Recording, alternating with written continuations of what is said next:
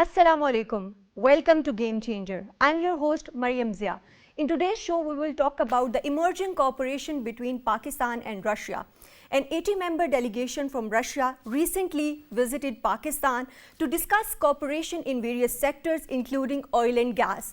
This 8th session of Pakistan-Russia Intergovernmental Commission discussed cooperation in various sectors, and it was agreed that cooperation between the two countries will be enhanced in the coming days. And we will be discussing the future of these relations and the cooperation in which Pakistan and Russia would be working in future. We will be also talking about the Davos summit which recently took place, and the statement by Foreign Minister that caught the headlines of international media as well. To talk this and more, we have been joined in the studios by Dr. Zafar Jaspal, who is an expert on international affairs. Welcome to the show. And with him, I've been joined in the studios by Mr. Sheharyar, who is an expert on international affairs. Welcome to the show. So, Dr. Jaspal, let me start from this delegation that recently visited Pakistan. It was obviously a huge delegation comprising of 80 members, and the delegation delivered a message by President Putin to Prime Minister Shehbaz Sharif, and it is looking towards increasing the cooperation with Pakistan in coming days. How do you view this statement and specifically this message by President Putin? I think that the Pakistan and Russia could be a new partners in the you can say on the geo-economic turf. But within this partnership, as you very rightly pointed out, that 80-member delegation is a big breakthrough, and we can say it's a landmark development in Pakistan and Russian history, that it will be going to facilitate trade, and then at the same time the target was that how we can get the discounted oil from Russia. And if you see, Pakistan is in a dire need of energy, and within this energy, Pakistan is very much facing a challenge of dollar shortage because of the inflation in the world and in our own market. Right. And there was an indication that after when they are going to negotiate and finalize these agreements, because the term was used, the conceptual agreement. So if they are going to have a trade in a friendly countries, currencies like Chinese and right. So I think that will provide us a big relief. If you see in the news, this topic is very much hot, that due to shortage of dollars, maybe Pakistan faced the crisis in the oil imports. But if you are having imports with the trade, barter trade, or these kind of the things, then definitely Pakistan will be having a more relief economically. And in that context, I think this is a very significant visit. And as you rightly pointed out, that the so let me come to Mr. Sheharyar. Mr. Sheharyar, how do you view this visit, specifically when we talk about cooperation between Pakistan and Russia in energy sectors? Russia is one of the leaders of global exporters of energy. So how do you see, specifically as Mr. Jaspal rightly mentioned about the currency exchange would be done in currencies of friendly countries? Maryam, thank you for having me here. So I would like to start by saying that the relationships between Russia and Pakistan are on a positive trajectory. And if we even look back in history, during the Soviet era, Pakistan and Russia were already cooperating. So the Karachi steel mill and various energy projects, and Russia even supported Pakistan in the development and establishment of OGDCL. Of course. So now after this whole era in which there was no cooperation, now this relationship is building again.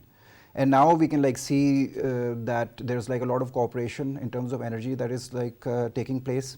And when it comes to the point of view of Russia, Russia is also looking eastwards now. Ever since the invasion of Ukraine, Russia is looking to develop new markets for the export of its oil and gas. So it's looking eastwards, and Pakistan is a good market where Russia can tap and get Pakistan access. Right, we were talking about that it is a good market, and that comes, let's talk about the Pakistan Stream Gas Pipeline project, which is a major project. Talks were also, made about this important project. What is the progress on this, and do you think that this Ukrainian crisis is going to impact the progress of this project in any manner? I think that Pakistan-Russia's relationships you can say, greatly impacted by the Ukrainian crisis, and they will continue having a impact or influence of the Ukrainian crisis. This is a reality. Because if you see the Pakistan-Russia relations have been on the positive trajectory since last 2 decades, starting with the President Musharraf, President Zardari, President, you can say Prime Minister Nawaz, and now our Prime Minister Shehbaz. All the, you can say, head of the states or head of the governments try to cultivate better relations with Russia. But unfortunately, when they were in a position of takeoff, Ukraine crisis happened, and at the same time now West wants to bleed the Russia, and but Russia is looking, as you very rightly said, that the Russia has now eastward looking.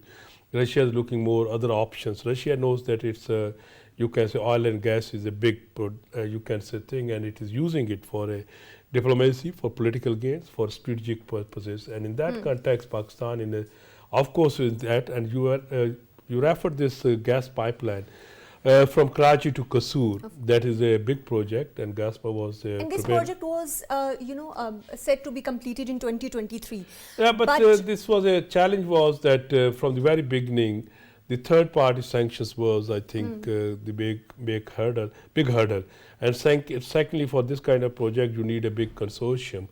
But where is the silver lining in this is that in this recent visit, if both countries start doing a trade or these kind of the payments with the friendly currencies or barter trade, then I think these kind of the projects will be having a more optimistic future. Because otherwise, if we continue with the previous trend, then if we get a loan from one bank, maybe American sanctions, maybe other things, and in this context, we cannot ignore the West reaction on the Ukraine. We cannot underestimate. Of course, keeping in mind these international sanctions that are in picture, how do you see the progress and specifically the cooperation and the MOUs that were signed in this meeting? So Maryam, one key aspect of this visit was that this delegation and the Pakistan side, they basically signed a comprehensive plan for energy cooperation. So this whole framework is according to plan, it will be finished in 2023. So this whole framework will include the Pakistan Stream gas line and how to basically take it forward. One area, as Dr. Jaspal has also mentioned, is barter trade. So some sort of agreement or framework will be decided on how to basically make payments for the gas or the oil that will be imported in terms of barter agreements. Other than that, there is also talks on train and infrastructure, transportation. Which is also very important. So that is also in a sense connected to Pakistan's regional pivot when it comes to the shift from geopolitics to geoeconomics. So that's also included in this framework. And the both delegations, they also nominated focal persons for both sides. And this energy cooperation is, according to the agreement, supposed to start by the end of March. And the comprehensive agreement for energy that will be completed by the end of 2023. Right. The technical committees of both countries also discussed trade and investment as well. How do you see the cooperation emerging in these sectors? If I can take what Sheharyar has very rightly pointed out, that they promised that the things will be in a process by the end of the March. It means the 2 months plan. But there are many ifs and buts. First ifs and buts is that what are the global trends? We cannot underestimate the impact of the emerging or continuity of the trends in the geopolitics, global geopolitics, which could derail, and definitely there would be a lot of opposition. But I think when the Russians and the Pakistanis will have a will, Afghanistan is also going to if they have a will, then there will be a probability that one can rule out that challenge. But there is a second most important challenge is polarization within Pakistan is also important. And at this stage, if you see that IMF or all these kind of things, Pakistan's economy is facing a lot of pressures. And indirectly, my understanding is that when such a project will be matured, definitely the Western countries try to indirectly jeopardize or spoil this project, or at least delay this project. So we must be very much prepared for these kind of things. If it will not start, the operation will not start in the late March, maybe a little bit more. But I'm confident that the Russians needs a new market. Pakistan is a 5th, 6th biggest country in the world. It's a big market. Naturally, Pakistan has attraction. If some people think that India is a big market, that's why Pakistan is equally a big market. Right, we will talk about India, but we are discussing, and of course Dr. Jaspal is optimistic about the cooperation that were discussed between these two countries, and technical committees discussed science and technology as well. So what areas came under consideration, and how this is going to impact science and technology sector in Pakistan in future? So, Maryam, in one area where Russia is like a global leader, that is cybersecurity. So, cybersecurity will be definitely an area where Pakistan and Russia will be continuing their technical cooperation, and Pakistan is expecting to get like a lot of support in that area as well. Other than that, Russia is also looking and considering joining the CPEC on the eastern side. And by joining CPEC, I would basically assume and analyze that Russia would be more interested in developing regional networks, transport networks, trade networks through the Central Asian republics, and getting access again through Pakistan to the Arabian Sea, and two-way trade between China and Russia is also supposed to increase and enhance. In the last program, we also talked about the Trans-Aoun railway network. Of course. So Russia is like one player that can basically invest into this whole network and connect the Trans-Aoun railway network through Uzbekistan to Kazakhstan to Moscow. Right. So we are talking about railways. Yeah, sure. I can add what, with the reference to the science and technology, before this agreement was signed on Friday, on Thursday, we had a 2-member delegation visited our university. Prior to that, they met the chairman. I want to ask about education sector as well, which is an emerging field that was not under discussion in the past. So what kind of agreements were made? Because there was the delegation which I am mentioning from the People's Friendship University delegation, which came from the, and in a bracket they say the RUDN. This is the second biggest university in the Moscow, and they visited they met the chairman Higher Education Commission, Dr. Mukhtar, and then they visited Quaid-e-Azam, and they were talking about all these kind of things which earlier my colleague was pointing out, that science and technology, the other social sciences, and number of things. They told us that they have a network of Shanghai Cooperation Organization, universities of the Shanghai Cooperation Organization, and they wanted to expand that network, and for Pakistan is missing there, but they wanted to bring into it. That gives me a sense that if you see historically, we have not such connections with them. We don't have MOUs or these understanding. Definitely this is a big opportunity for Pakistan, and Russia is a scientifically very advanced country. And then in Oriental sciences, there is it's an advance in space sciences. So it will give us a lot of opportunity if these agreements matured, that the universities to universities contacts will be contributing in the enhancement of research and development in Pakistani universities, and it will also bring us in the Shanghai Cooperation Organization. So my understanding is that we can very rightly say that the Russian delegation was here, it's 80 member, and it was a you can say multi-dimensional, representing number of the departments, and definitely those departments or those areas in which they negotiated with us. Of course, it will take a time to mature, but we must be optimistic about these kind of these things. Okay, so the cooperation between Pakistan and Russia is between universities, or this is going to be expanding to basic education, secondary education as well? The general impression is that the present they are more focusing on the higher education, because that's why they met the higher education chairman, and then they are meeting with the universities. Naturally, universities to universities cooperation is easier, and there is a set patterns in number of the universities, and their scholars coming here, our scholars are going there, or PhD or FA researchers are going. But at the same time, there is a big, you can say, area on which we can focus, and that area is between the vocational education institutions. And Pakistan, frankly speaking, we have a big youth, educated youth, but in 60%, more than 60% population. But where we are lacking, we don't have a technical education for the youth and vocational education, and definitely in those areas, Pakistan learn more from the Russia. If this process starts from the upper to the lower, it will trickle down, and definitely we will benefit from the Russian side. We have to not forget that for science and technology or these kind of the things, when we go to the Europe or the US or from the or visit other countries, their education is becoming very, very costly in those countries because of the inflation in Pakistan or the dollar exchange rate. And now we have to look the markets or universities where our youth can go get a good education. So are there any and scholarship in programs that going case, to be announced Russia, as well? yeah, in the science and technology, Russia could be a good choice. Right. So let's talk about technical cooperation between the two countries. What are the areas in which MOUs are being signed, have been signed, and what are the areas in which we can cooperate further? So Maryam, one area where I see a lot of like convergence between Russia and Pakistan, that could be providing technical assistance and capacity building when it comes to overhauling the Karachi steel mill. And as you know, that's like a big burden on Pakistan's current account deficit. That's like one of the main reasons. And Russia can play a very crucial role in basically providing the technical assistance to basically overhaul the mill and its functioning. Other than that, there are like also other areas, as Dr. Jaspal has said, vocational training and training the youth of Pakistan.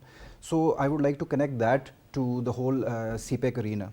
So one of the key areas that we previously also discussed in special economic zones is the fact that we have to provide technical assistance to Pakistan's human resource. An institute has been opened in Balochistan. Exactly. Right. And Russia is like a key player where Russia can also cooperate and basically contribute to that arena as well. Right. So we are talking about technical cooperation. What about trade and investment? How we can, increase the trade between the two countries? I think there are many areas. For instance, we are going to purchase oil from them. We have to develop a barter trade kind of a thing. Russia import, and it's a old way that import a lot of in the winter fruits for Pakistan, like citrus, malta, these kinds. Normally they go through the Afghanistan or this side, and then we have to go for a shipping line. But Russia is a big market. But the problem for the traders is when I ask them that, okay, if you send the citrus to the Russia, what is the big challenge? They say that payment, exchange. And if something happened that our payments are not secure, so we have to develop some kind of mechanism. If you recall in the recent years, I think last year or in 2021, there was a big $1 million settlement which was between Russia and Pakistan problem. And Pakistan paid back. Yeah, Pakistan agreed for it, and that Yes. will open up a banking system. So for a trade, of course, we need a banking network that Pakistani banks are working there and the Russian bank is here. And on the basis of that, we can go for exchange of these kind of the things. This is the first thing that Pakistan is agriculture, but of course, Russia is also a good wheat grower now.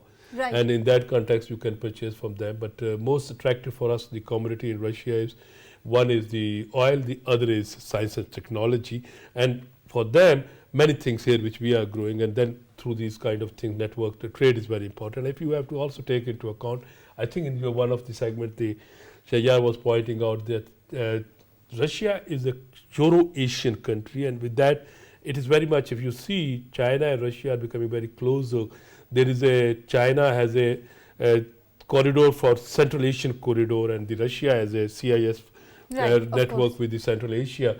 So if we will become a part of that, and Russians definitely, if you see historically what we heard that since the 1950s, 60s, 70s, Russians were interested to come towards Pakistan and move towards the Arabian Sea or West Asia or MENA. So in that context, definitely we will be a big transit or good transit for them. And if in future something work out, if you see from Wakhan to the Central Asia and the Russia, or from Kashgar to this Russia, there is a motorways. So definitely there is a good transport opportunity. There is a good opportunity for a trade. But of course we have to work out how we settle out these matters amicably. Right. But there is a need to develop more, robust connectivity networks like railways. We're talking about road, infrastructures. How are these two countries going to cooperate in these sectors? So, Maryam, if we keep Afghanistan in the center, of course, Russia, Central Asian states, and with the partnership of China, Pakistan. So these countries and this region can be like the key stakeholders in bringing peace and stability in Afghanistan. So that is the first pivot that we will have to fix the security situation over there. And after that, we can start developing networks that we are already discussing. The Trans-Afghan railway network, which now is envisioned to basically start from Uzbekistan. But it can also be, increased to Kazakhstan and then Russia.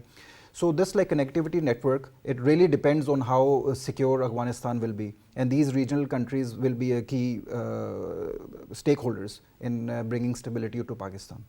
Right. We are talking about different, areas in which the technical committees discussed cooperation. Let's talk about communication further, that how these cooperation agreements are going to enhance cooperation in communication sector between the two countries, and what would be the impact of it on the economy of the country? I think that the biggest challenge for Pakistan and Russia is this communication gap.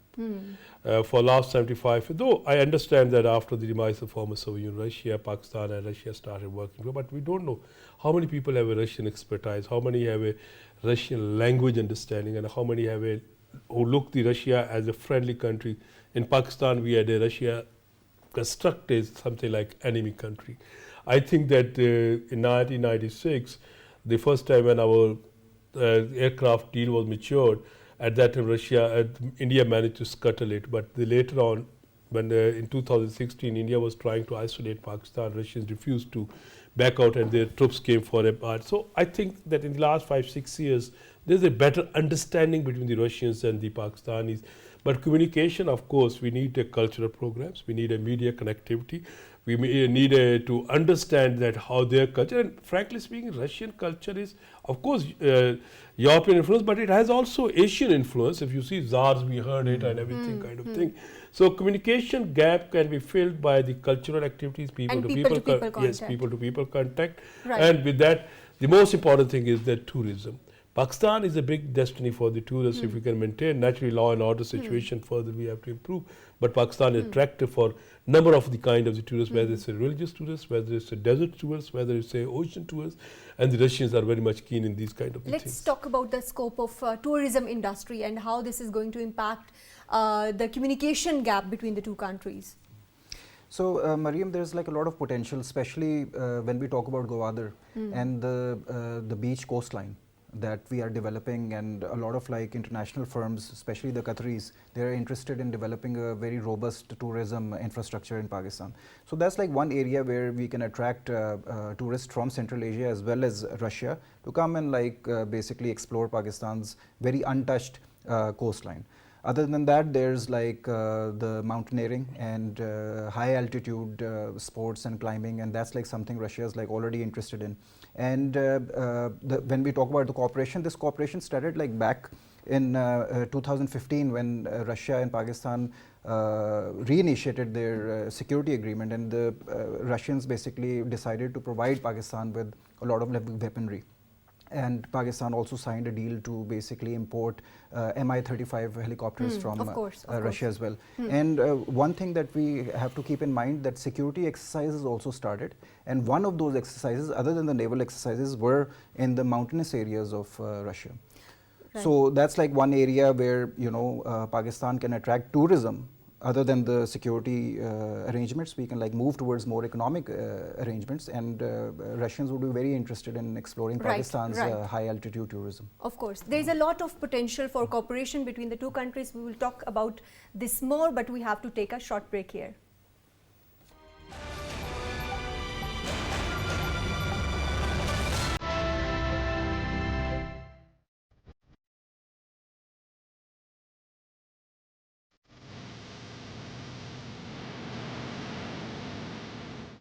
Welcome back. We are talking about the emerging cooperation between Pakistan and Russia and the visit of 80-member delegation.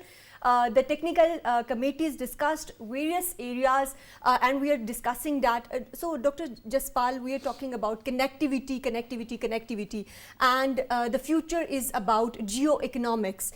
So let's talk about the road networks that are going to be established between these two countries. What areas are going to be covered in these discussions? I think that in this context, instead of geoeconomics, I will use the word geoconnectivity, because that sounds more optimistic and economical, because geoeconomics, when Luttwak used this term, it was using economic power to blackmail others or influence the behavior of the other. Anyway, coming back towards your question, if you see that in the connectivity, what the Russians have a look. European side is closed because of the Ukrainian war, and that wars where you can say repercussions would be longer, and Russia, the entire Europe is boycotting the Russia. The other side of the Russia is this Chinese-built Central Asian economic corridor, which we call a Central Asian like CPEC economic corridor going from China to Central Asia to the Russia. That is a very important. And if you see from where this is going to the China to Central Asia, the same corridor is coming towards Pakistan with the CPEC, China-Pakistan Economic Corridor. And as Sheharyar has expertise on the Afghanistan, if you see that we are talking about Uzbekistan, Pakistan, railway network and Afghanistan railway network, we are talking about TAPI, we are talking about other things. And frankly speaking, in the gas pipeline business, Russia is very much advanced. Of course. So if you have to go for this kind of communication, definitely Russians will be sister. If you have a road network and make the CPEC more viable, because if you see the Chinese BRI model is not only limited on this word, it is also going from that side. So our road network, which will strengthen, and if the Russians will start using it, there will be a lot of revenue. And the Gwadar is a big attraction for the Russians. There would be a lot of revenue. So let's talk about customs. That was one of the areas that came under discussion. So, Maryam, in generally custom-related frameworks, the main discussion that was happening was on which currency the whole trade will be taking place. And as you see, ever since Russia has like gotten into sanctions, Russia has basically stressed on a lot of countries to basically make payments in rubles. So during this whole discussion on developing customs related frameworks, this was the main discussion that basically took place. And when the And how this is beneficial for Pakistan's economy, because of course we know that we have a shortage of dollars as well. So as we know that Pakistan is going through a balance of payment crisis, and oil imports are a major chunk of our import bill. So once we start like trading in rubles in Russia's currency, or we find alternative ways such as barter trade, that will basically ease the pressure of Pakistan's central bank in like getting dollars to basically pay for international commodities. So that's like one area which will be beneficial both for Russia, and it will also be beneficial for Pakistan's economy if we can develop a framework in which we can carry on this trade. These are the areas that were like discussed, and on the last day, the Minister Nikolai, he also gave a statement that Pakistan has agreed, and in principle this discussion has already concluded that Pakistan will be basically doing trade in Russia's right, currency. and in currency of friendly countries. So let's elaborate on that what it means for Pakistan and how this is going to be beneficial for Russia as well when we talk about finance and the financial transaction of cooperation between the two countries. I think that it's beneficial for Pakistan because it was pointed out very rightly that we have a deficiency of the dollars. If we can start importing oil of subsidized oil, or you can say cheaper oil, and then we have to not pay in the dollars, definitely it will be a big relief for Pakistan. In the next 5-6 months, Pakistan economy may retake or reboot it, and then we will be in a better position. Secondly, when we talk about the friendly countries, naturally in the friendly countries, there is a lot of Chinese investment in Pakistan, and we have to pay back out from the Chinese, have also connectivity with the Russians. So maybe that currency could be used. And if you recall that the Chinese have also started saying that yen will be replaced by, or you can use it for in place of dollars. So I think that more important in this context, though we are very much looking for these friendly countries currencies, but my understanding is that it would be more strengthening our barter trade exchange. So we will be going to do or judge our trade on that basis. Naturally, it needs a more innovation, because we all were in a same kind of a thing or trained in this trade doing the dollars or these kind of things. But definitely now with the new challenges, we have to go for this. Definitely this arrangement, as it was said, that we are ready to, or Russians give this impression, because Pakistan is a more looking to oil. Right. And the wheat. So we will be, they are ready that, okay, you cannot pay dollar. But in case of Europe, the Russians said if you have to purchase the Russian oil and gas, you have to pay in the dollars. So Russian wants us to maintain their reserves like this way. or in the gold. So definitely that will make a good opportunity for Pakistan. Right. So this is a good opportunity for Pakistan, and the technical committees discussed various sectors in which cooperation would be done, and different areas that came under discussion included trade and investment, agriculture, customs, industry, education, which is an emerging sector that came under discussion, which would be impacting the people-to-people contact between Pakistan and Russia. Science and technology was discussed, information and technologies, communication, which included roads and postal services, railways and finance came under discussion. We have to take a short break here, and when we come back, we will talk about the Davos summit and what it means for Pakistan.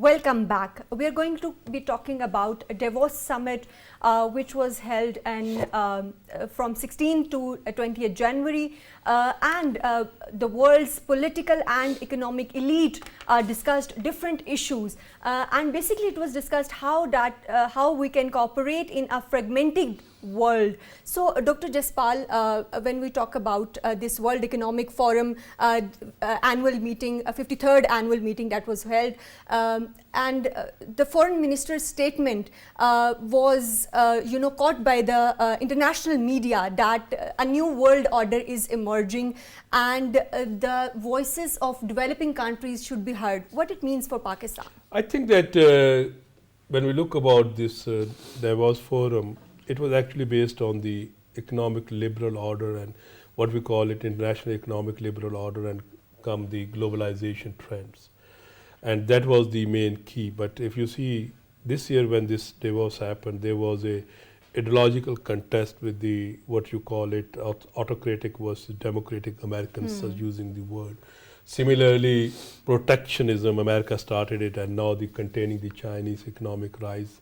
With this, Russians are facing a lot of sanctions, what we have seen in the case of because of Ukraine war, and Pakistan itself is we are not facing a sanction, but because of this flood devastation, we are very much disturbed. But in this context, when our foreign minister very rightly pointed out new world order, it's a new world order. World is fragmented. We are drifting again from a geoeconomics to geostrategic, and the great powers are asserting. We have heard these kind of the things that Europe, Eastern Europe especially, is a nuclear flashpoint. Taiwan was a flashpoint. Korean Peninsula is a flashpoint. Pakistan, South Asia a flashpoint. And in such a situation, when the foreign minister raised this issue that we have to think constructively in this emerging world order, definitely it sounds correct, and within this, Pakistan is a developing state, and for Pakistan we need it. Mr. Sheharyar, we are talking about Mr. Bilawal Bhutto Zardari's statement at World Economic Forum, and he said that the world should be listening to the voices of global South and developing worlds. So how do you see this statement, and do you think Pakistan is getting recognition at international arena? So Maryam, there are like certain sectors that our foreign minister Bilawal Bhutto Zardari covered very eloquently, I must say. So one of the key areas that the foreign minister basically touched upon was the multi-dimensional economic issues that Pakistan is facing right now. Other than economic issues, he also discussed in depth the security challenges that Pakistan faces because of the situation in Afghanistan. So that was a very key statement that came from the foreign minister, and that was that in regards to the recent increase in terrorist activities towards the state of Pakistan emanating from Afghanistan. So foreign minister Bilawal Bhutto basically said that Pakistan will not conduct any cross-border operations into the territory of Afghanistan, and Pakistan will diplomatically and Pakistan is not interested in military intervention for Afghanistan. Yes, cross-border operations. Of yes, course. exactly. And Pakistan will basically try to convince or pressure Afghanistan diplomatically to basically rein in all terrorist organizations that are operating from Afghan soil. So that was the key statement, policy statement that came from our foreign minister. Other than that, he basically touched upon various multidimensional economic challenges that Pakistan and a lot of developing countries have faced. So these economic challenges and financial challenges started from the times of COVID crisis. Right. And as soon as the world basically moved on from COVID, this whole invasion of Ukraine basically started, and now the world is moving towards an economic crisis which is basically compounded by inflation. So foreign minister talked about that as well. Right. Debt repayments for the global south. So that was a very important area that he touched upon. And Right. other than that, climate change and the recent Of flooding course, situation. I want to talk about that. This is very important that foreign minister, discussed about the COVID crisis, and then he talked about the impact of floods on economy of Pakistan. So how do you view this statement and the foreign policy of Pakistan? Do you see the impact of our foreign policy in the right direction? I think that Pakistan's foreign policy direction is on the right direction, and foreign minister has been highlighting what we are facing. We are facing economic crisis because of the floods. He is highlighting that. We are facing this change of words, you can say, impact, because we are a significant country, or all the three great powers are, you can say, having a pivotal kind of thing. We are the country which suffered from Afghanistan since 4 decades, and definitely is highlighting, and it's very important what he highlighted, that or he categorically stated that Pakistan is not interested in military adventurism against any other country. I think it's a good sign. Right, it's a good sign, and the theme of this year's Davos summit was cooperation in a fragmented world. How do you view this, and what you make of the discussions that came out of this summit? Even though the theme of the Davos conference this time around was connectivity, we know in Pakistan and this region that Pakistan has been propagating this whole regional connectivity idea since 2015 at least. And the whole Pakistani state is gearing towards moving away from geostrategic, and Dr. Saab very rightly pointed out, the signals that we are getting from the West is that the West is moving more towards fragmentation. The West is moving again towards strategic alliances, and Pakistan in partnership with China, and now Russia is also joining the whole geo-economic lens. This region is more advocating for more economic connectivity and more cooperation. So even though this theme is prevalent, Pakistan is already way ahead as compared to rest of the Western bloc. Right, so Pakistan has been, time and again propagating the connectivity issue. So what do you make of this foreign minister's statements, particularly at World Economic Forum, and do you think the world is now, recognizing Pakistan's stance on the connectivity issue specifically?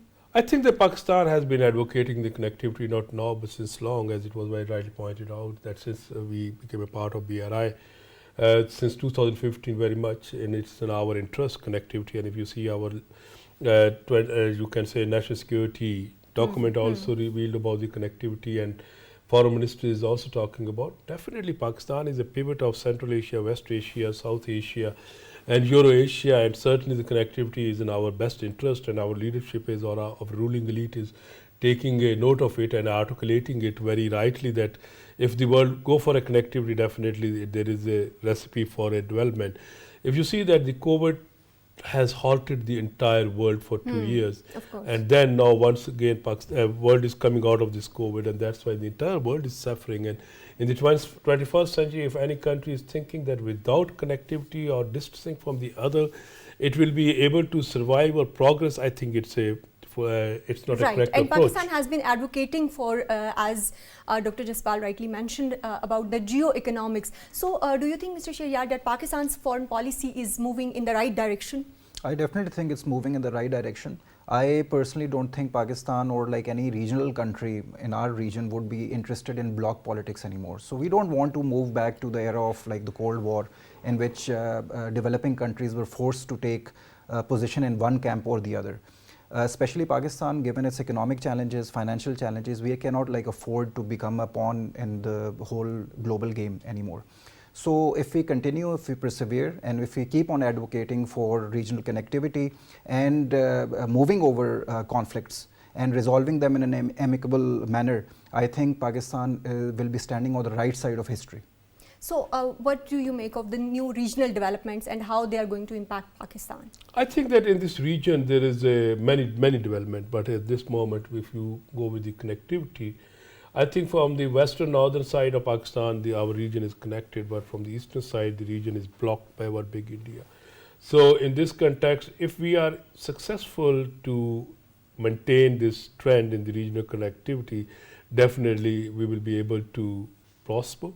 If we try to halt, or if we can go back to the earlier years of protectionist or these kind of the things and denounce the viability of regional connectivity, definitely we will be suffer. I think that our leadership or our government is very much sensitive about this and emphasizing on the regional connectivity, and definitely this regional connectivity will be in our advantage. Right, of course, and this is going to bring prosperity for Pakistan. Thank you very much for your insights on today's topics, Mr. Zafar Nawaz Jaspal, and thank you, Mr. Sheharyar, for joining in today's show. The emerging cooperation between the two countries is going to impact economy of Pakistan as well as Russia, and the new regional developments will strengthen Pakistan's importance in the regional connectivity. That is all from Game Changer tonight. Take care. Allah Hafiz.